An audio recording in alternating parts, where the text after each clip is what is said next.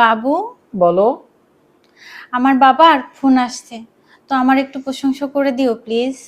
এইটুকু কথা? দাও দাও দাও দাও। হ্যালো বাবা। হ্যাঁ, আমরা সব ভালো আছি। আপনি ভালো আছেন? হ্যাঁ হ্যাঁ। আপনার মেয়ে তো আমাদের ফ্যামিলির সাথে একদম অ্যাডজাস্ট হয়ে গেছে।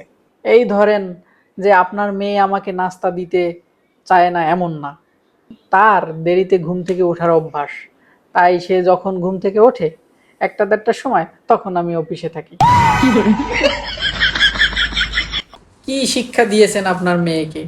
সে আমার মা বাবার কোনো কথায় না করে না, সবসময় কোনো না কোনো বাহানা বানায় যাতে ওনাদের কোনো খারাপ না লাগে।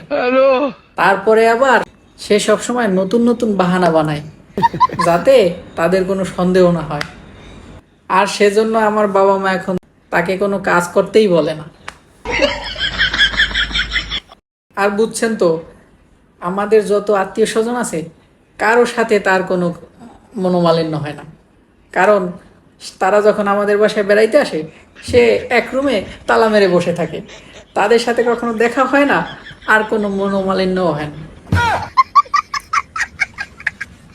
আর সব থেকে খুশির খবর হলো যে সে কখনো মিথ্যা কথা বলে না। কোনো কাজ যদি তার করতে ভালো না লাগে সে মুখের উপর না বলে দেয়। আমরা সবাই তো তাকে পেয়ে খুব খুশি, শুধু ভয় হয় যে এত খুশিতে যেন হার্ট অ্যাটাক না এসে যায় আমাদের।